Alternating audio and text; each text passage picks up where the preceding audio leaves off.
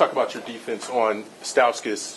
Robinson really held them in check, and Avert was really the only one who hurt you guys in the second half. We did not change anything. We tried to work harder and be better at some of the things we do.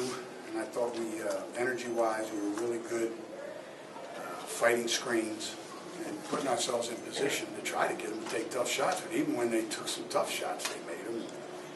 But we know how skilled offensively Michigan is. So we just tried to limit them as much as we could. And you saw with that one spurt that they had, we answered it. That's the best thing I can tell you. We were doing the same things during that spurt when they made their push. When that ball tickles the twine like that, it can be a little frustrating, but our guys didn't let it get to them. Well, we're a big proponent of only being good as your next 40 minutes, but do you think the defensive effort they gave against Minnesota, there was some carryover here, at least perhaps mentally, maybe building some confidence? I mean, people talk about that a lot. And, well, if that carried over, then how come it doesn't carry over? What makes something look like it carries over? Could result in the next game if it was positive. And then if it was negative, if you didn't correct it, then it becomes something that gets in their heads too. So I'd rather have it be positives that get in their heads. But defensively, that's a very solid effort by our guys against a team that can score. The way you held them down in the first half, is that just a matter of focus, or is there something that you really saw to exploit them? No. You got, if you played, you don't go into a game and say, okay, for the first 20 minutes, I'm not going to focus. I'm going to take it easy, save my energy for the second half.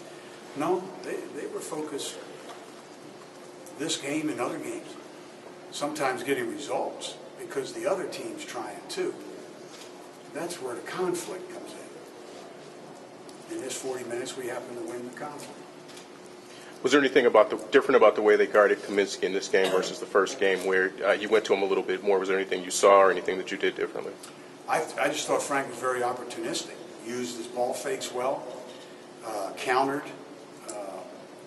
when he was in the tight quarters, body to body. The way he countered, he got edges to the rim, and more importantly, he finished.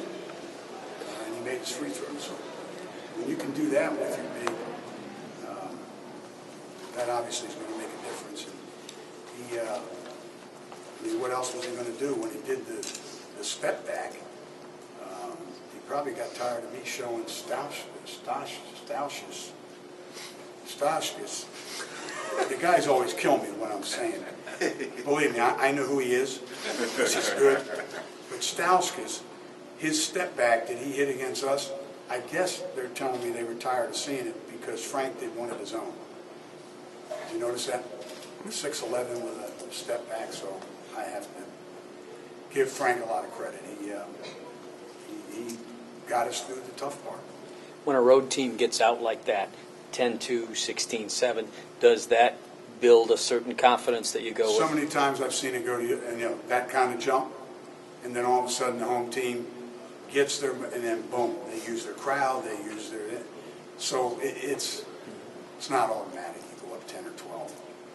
Definitely not in this league, and not with a team like Michigan. Well, in your mind, what was the key after you guys held the double-digit lead for a long time? They eventually cut it to 3. I think Frank then took over from there, just mentally for those guys to weather that. What was the key in your opinion? They didn't get down, and they knew we were sticking to our rules, and that Michigan had hit some tough shots. They got a couple that we didn't do our assignment. But you can't get discouraged when teams are taking those tough ones and they're going down. You just have to say, okay, he's not going to make the next one. I'm going to run him off of that. Or I'm going to take a different angle. Or I'm going to, it's a game within a game. Did it remind you of the game in Madison, the way they stormed back and cut it to a single possession lead, kind of flipped except for the other team last time? Yeah, that's a long time ago. But, whenever you're playing, you have to, in your mind, it's about what's going to happen if I'm on defense on this possession. The other end, it's on offense. You really don't have time to wonder when you're playing. Players don't wonder. They got to perform. And the guys on the bench have to say, okay, this is what they've been going to. I need to do this. I need to do that.